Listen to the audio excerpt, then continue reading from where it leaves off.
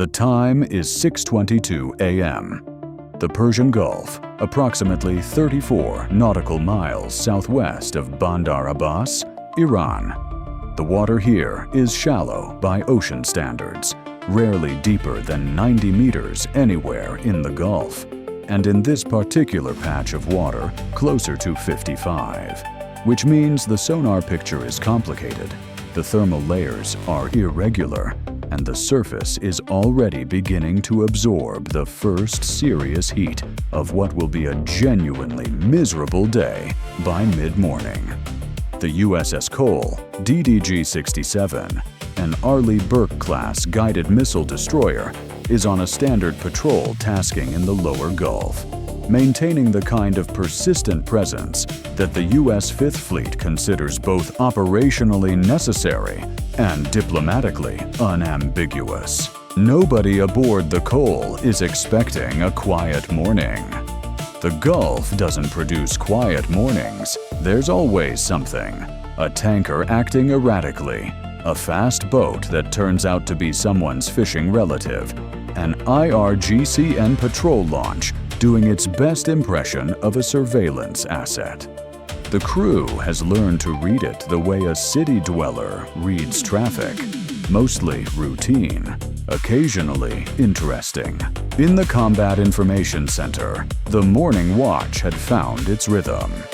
The AN/SPY-1D was painting 14 contacts, 4 tankers on transit lanes, 2 IRGCN patrol craft off Abu Musa Island, a cluster of dhows heading south, and several contacts that were either fishing boats or pretending to be.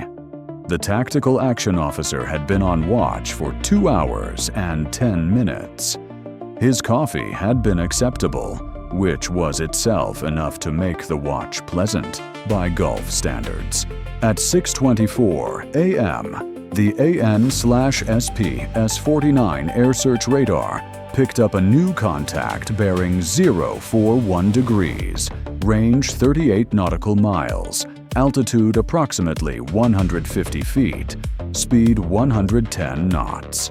The contact was tracked for 11 seconds before the system classification ran its library comparison and returned a result that produced, in the tactical action officer, a reaction that was less alarm and more the specific kind of dry professional recognition that comes from having read a great deal of intelligence reporting on Iranian naval aviation capabilities.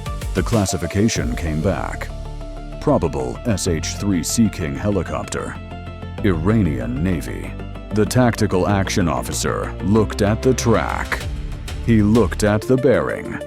He looked at the speed, 110 knots, which is not the cruising speed of something that is doing something casual, and the altitude of 150 feet, which is not the altitude of something that wants to be easily seen on radar. He set down his coffee with the careful deliberateness of a man who has just decided to give the next several minutes his undivided attention. "Bridge CIC," he said. "We have a single airborne contact, 041, 38 miles, 150 feet, 110 knots. Classification probable Iranian, SH-3. Request all stations man your posts." On the bridge, the officer of the deck acknowledged with a tone that was professionally flat and personally resigned. He had 3 weeks left on this deployment. 3 weeks. He had been looking forward to a quiet watch. The Cole was about to have a visitor. Before getting into what the Cole's combat systems were doing in response, the visitor deserves a proper introduction. Because the SH-3 Sea King helicopter, now closing on the USS Cole from the northeast, is one of the more historically poignant pieces of equipment in the Iranian military inventory. And it is poignant in a very specific way. The SH-3 Sea King was originally an American helicopter. Designed by Sikorsky, entered U.S. Navy service in 1961, a distinguished career including VIP transport for U.S. presidents from the White House lawn. Iran purchased a significant number before 1979, when the Shah's military still had access to American technology and spare parts. Then, 1979 happened. The Shah left. The parts stopped coming.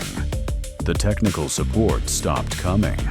The Iranian Navy has been keeping these airframes flying through genuine engineering ingenuity, reverse-engineered components, cannibalized hulls, and, in the estimation of several people who study these things professionally, a relationship with probability that borders on the metaphysical.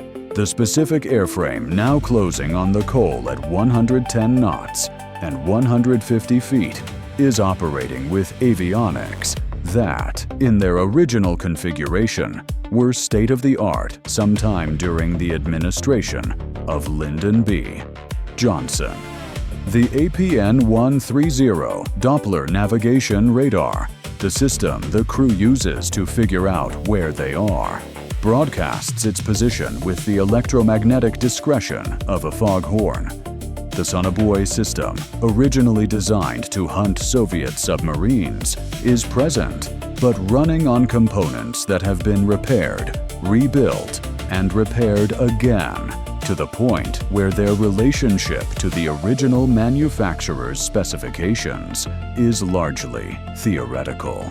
The helicopter's maximum speed, in ideal conditions, clean airframe, reasonable temperature, cooperative crew, is approximately 144 knots. This morning's conditions are not ideal. The Gulf heat is already affecting performance. The airframe has been operational for decades. It is making 110 knots, which is admirable given the circumstances, and the crew is demonstrating genuine skill just by keeping it in the air at low altitude over open water. None of this capability is sufficient for what the IRGCN commander who ordered this mission believes it will accomplish. The mission, briefed at 5:40 a.m. at Bandar Abbas Naval Air Station, was straightforward. Fly low to avoid radar detection. Approach the USS Cole on a direct intercept bearing. Conduct close passes. Record footage of the American warship reacting. And return to base with video documenting American vulnerability to Iranian naval aviation pressure. The low-altitude approach was designed to complicate the Cole's radar detection timeline. At 150 feet, the SH-3 sits below the radar horizon for much of its approach. By the time the Americans see it on radar, the helicopter will be close enough that its presence alone, a military aircraft demonstrating the ability to approach undetected, will produce the footage the mission requires.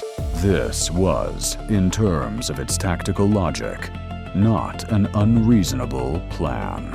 It was built on one assumption that was not correct. The assumption was that the USS Cole would not see the helicopter until it was close. The AN/SPY-1D radar, the centerpiece of the Aegis weapon system that occupies the Combat Information Center of every Arleigh Burke-class destroyer in the U.S. Navy fleet, does not work the way the IRGCN operations officers planning assumed it would. It is a passive, electronically scanned array. It doesn't rotate. It doesn't have a mechanical scan cycle that creates intervals during which contacts can slip through undetected.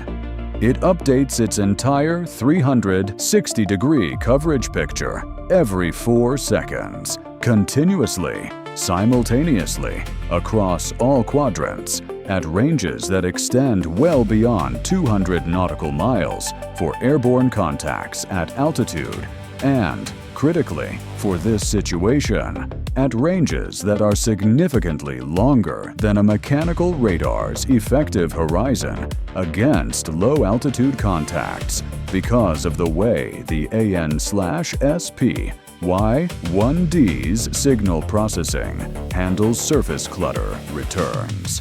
The SH-3 was detected at 38 nautical miles. At 110 knots, 38 nautical miles represents approximately 20 minutes of flight time.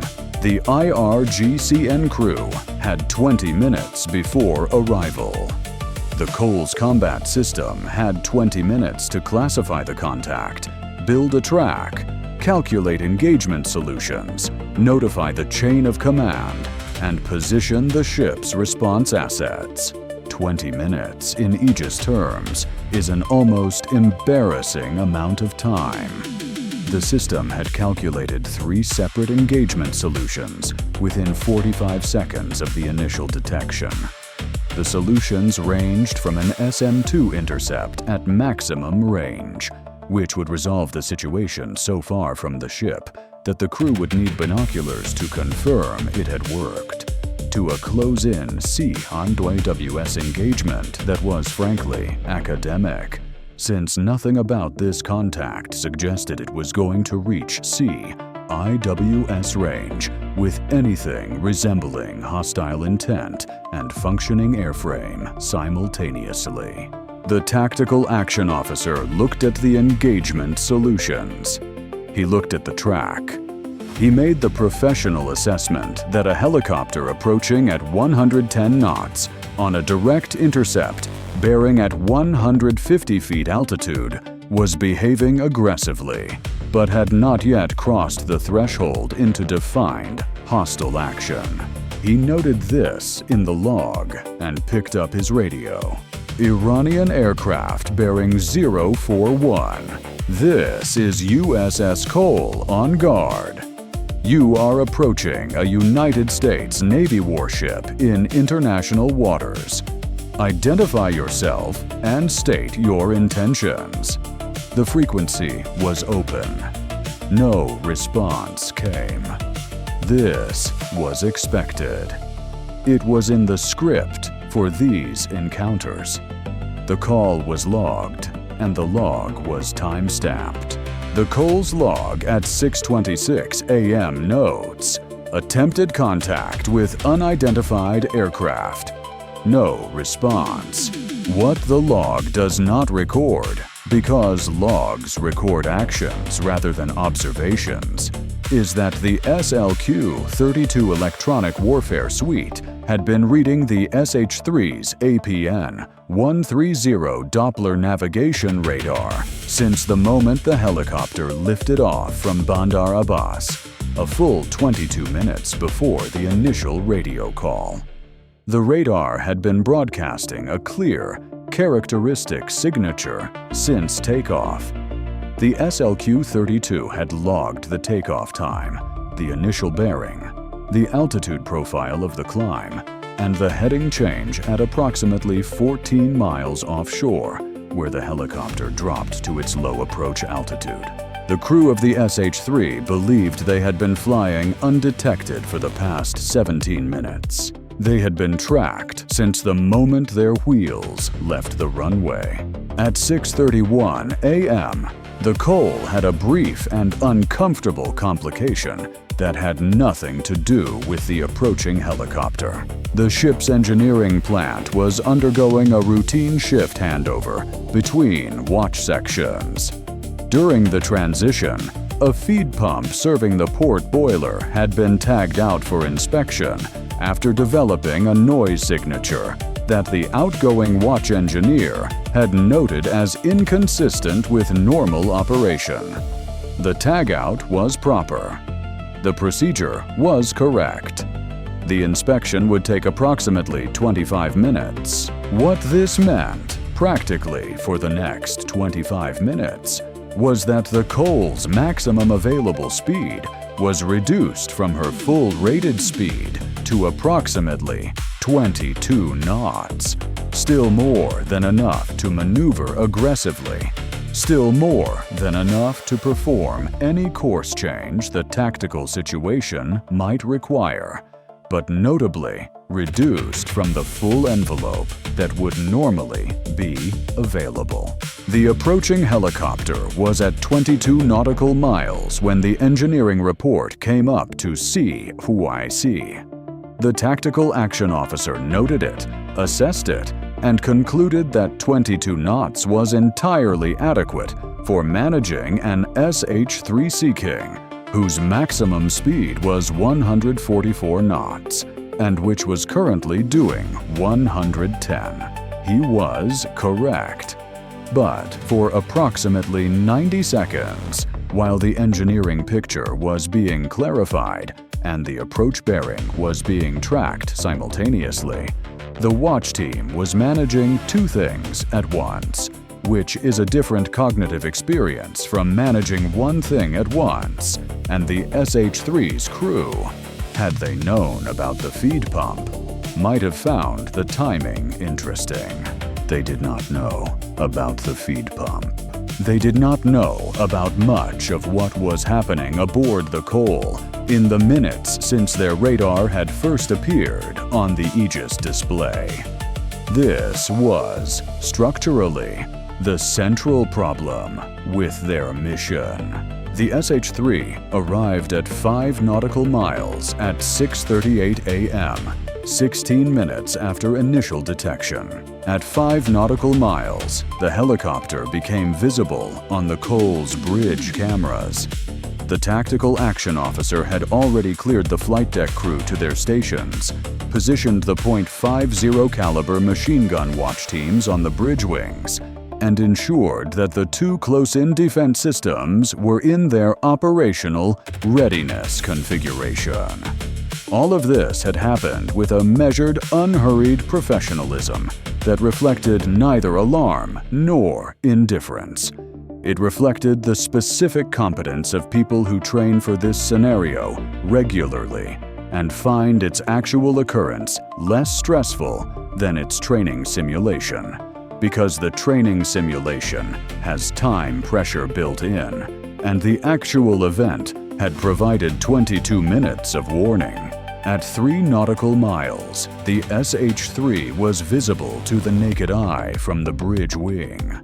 The officer of the deck described it in his log as aged rotary wing aircraft, green and gray camouflage, visible deterioration on tail rotor assembly casing, approaching from northeast on reciprocal bearing.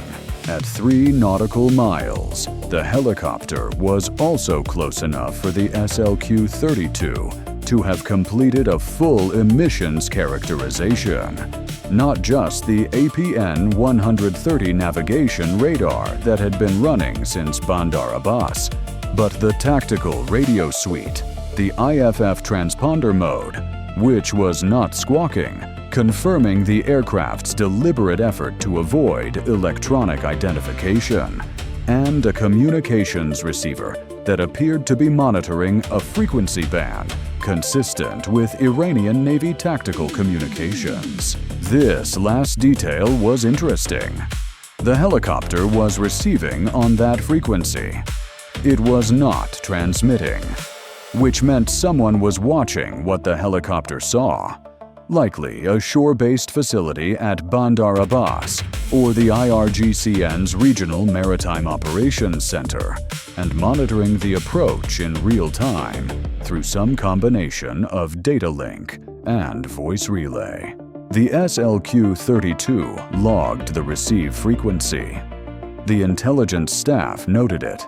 Someone in Bahrain, receiving the Link 16 feed from the Cole, wrote it down in a way that would be useful to analysts who had been trying to characterize IRGCN, shore-to-helicopter coordination frequencies, for several months. The helicopter was providing a live demonstration of its own command and control architecture. Genuinely appreciated. At 2 nautical miles, the SH-3 made its first pass. It came in from the northeast, dropped to approximately 100 feet over the water and flew a course that would take it across the Cole's bow at a distance of roughly 800 meters, close enough to be clearly visible, close enough to be photographed, close enough that the crew on the Cole's bridge wing could see the helicopter's crew through the open cabin door. A crewman in the cabin was operating what appeared to be a video camera pointed at the Cole.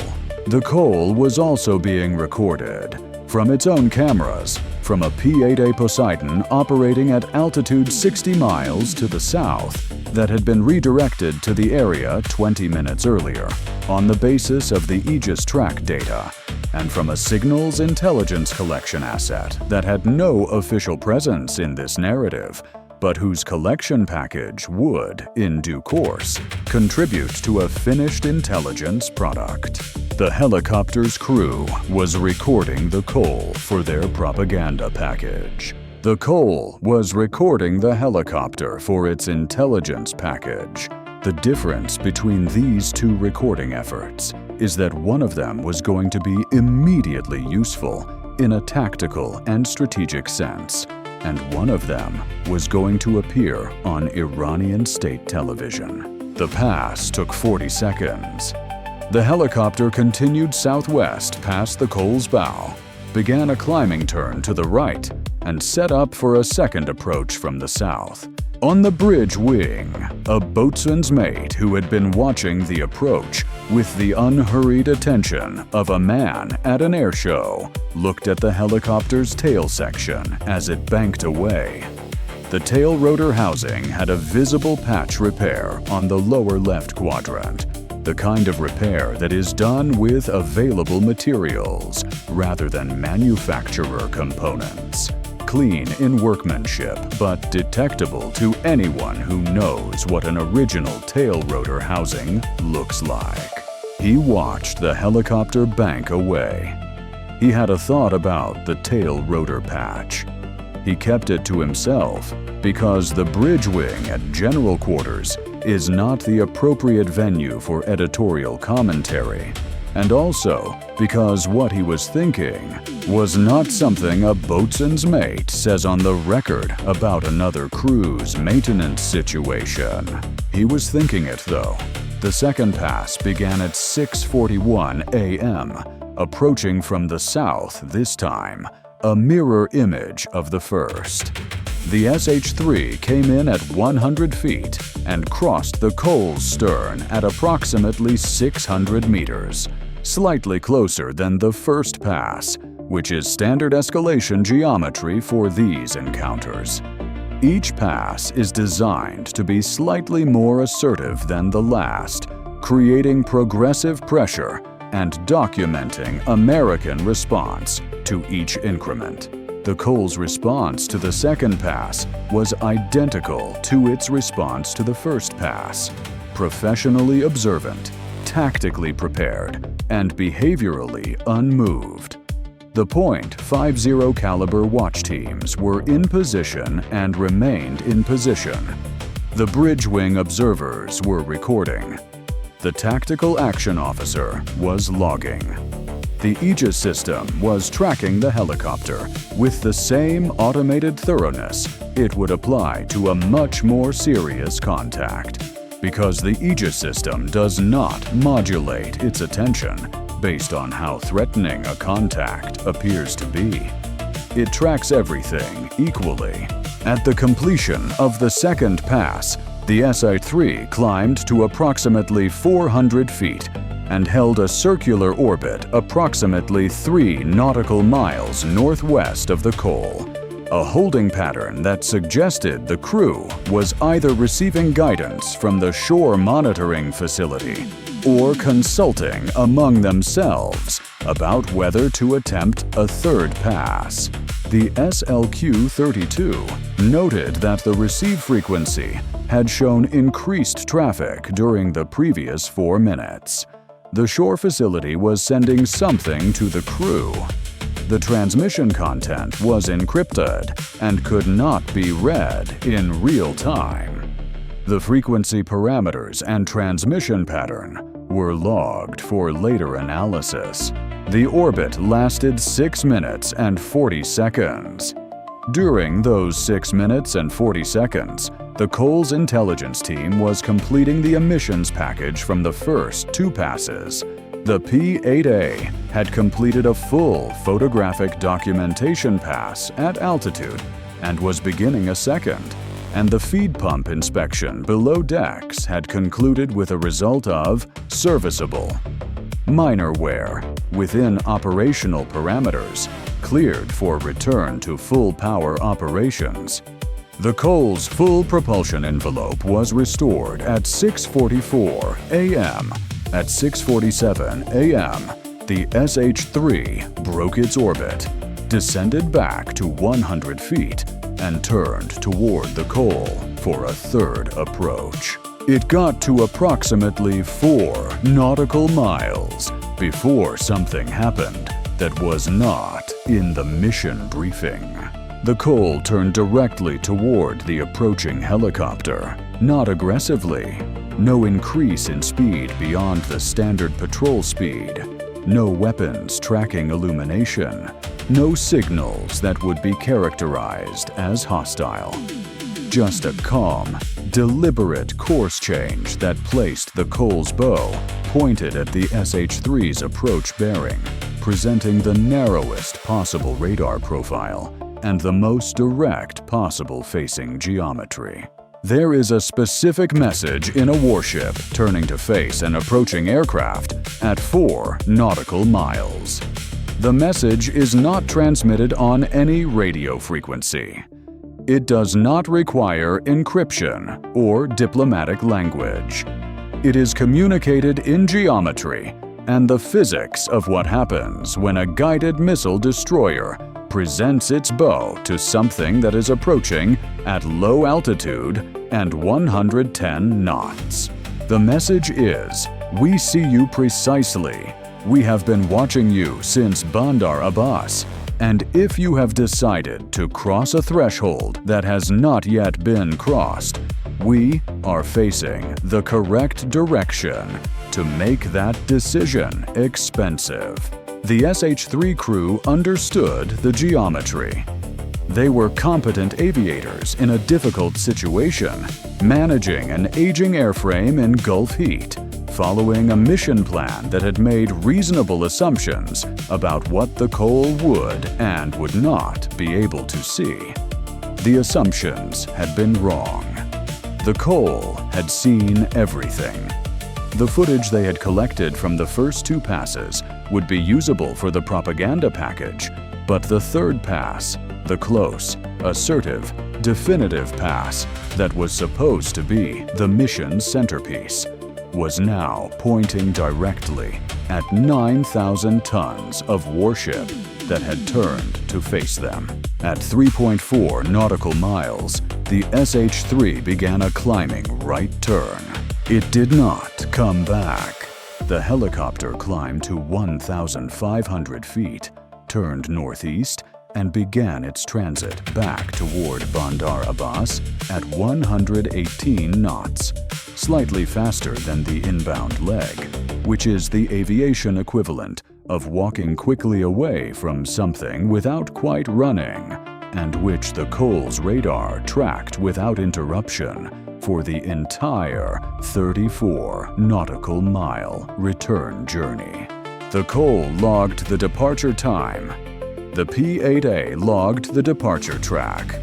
The SLQ-32 logged the moment the APN-130 radar shifted from approach scan mode to navigation mode, a subtle difference in the scan pattern that the threat library recognized and filed. The Cole did not change course again. She continued her patrol. What the SLQ-32 collected in the 43 minutes from detection to departure is the kind of package that makes Iranian naval aviation less opaque than it was the day before. The APN-130 Doppler navigation radar was fully characterized across 4 flight phases: takeoff, low-altitude approach, close pass orbit, and return transit. The approach mode scan pattern differed from the navigation mode in ways that would allow future identification of an SH-3 transitioning from transit to active approach before it reached visual range. The kind of early warning that changes the timeline of every future encounter with this aircraft type. The communications receive frequency, logged throughout both passes and the orbit phase, confirmed an IRGCN shore-to-helicopter coordination band that analysts had been trying to validate for 9 months. The transmission timing during the orbit, increased traffic for 4 minutes, then cessation before the aborted third approach, provided a behavioral signature now associated with the go/no-go decision point in IRGCN helicopter mission profiles. The P-8A's photographic package documented the tail rotor patch, the antenna configuration on the cabin exterior, and a partial hull marking that allowed tentative identification of this specific airframe against the Iranian Navy's documented inventory.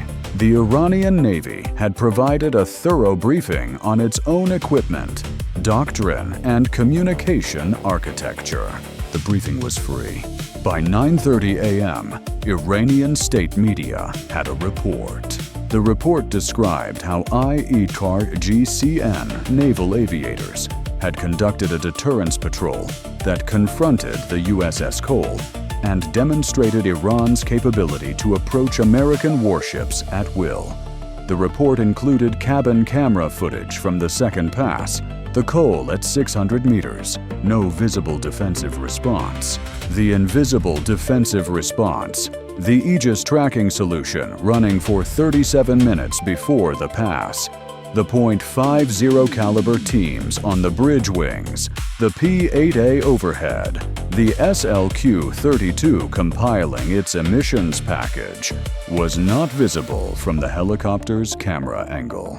State media showed what the camera saw. The camera saw a warship at 600 meters with nobody apparently alarmed. The warship was not alarmed because it had known precisely what was approaching since the helicopter's wheels left the Bandar Abbas runway. The third approach footage, if it exists, shows a warship turning directly toward the helicopter at 4 nautical miles. It did not appear in the broadcast. It would have complicated the narrative. The Cole's commanding officer's after-action report, completed that afternoon, described the encounter in 11 pages of precise, technical language that conveyed, without ever stating it directly, that the morning had been well managed and professionally unremarkable. The intelligence annex to the report was classified and ran to 7 additional pages. That annex would be read by people in Bahrain and Pearl Harbor and Fort Meade, whose interest in the APN-130 scan mode characterization was considerably more focused than the commanding officer's interest in his after-action timeline. Somewhere in that distribution chain, an analyst who had been building the IRGCN helicopter coordination frequency profile for 9 months looked at the new data and understood that the gap between what she had and what she needed had just been substantially narrowed. She wrote a note that said, in the clipped language of intelligence analysis, "Source confirms operational frequency. Behavioral signature consistent with go/no-go decision protocol. High confidence. High confidence in intelligence analysis is the good outcome. It means you know something you didn't know before, and you know it well enough to act on it." The SH-3's crew flew home, thinking they had produced a propaganda victory. They had also produced a high-confidence intelligence result for the analyst in Fort Meade, a threat library update distributed to every U.S. asset in the 5th Fleet, a photographic record of the airframe's maintenance state and antenna configuration, and a behavioral doctrine profile that would make the next encounter with an IRGCN helicopter slightly more legible than this one. Iranian state media will run that footage every few months whenever the narrative requires a reminder of Iranian naval assertiveness. The Cole will appear in the clip, unaware, apparently, of the helicopter's presence. The Cole was aware. The Cole had been aware for 37 minutes before the camera got close enough to film it. That gap between what the footage shows and what was actually happening is the story. It always is. Bye for now.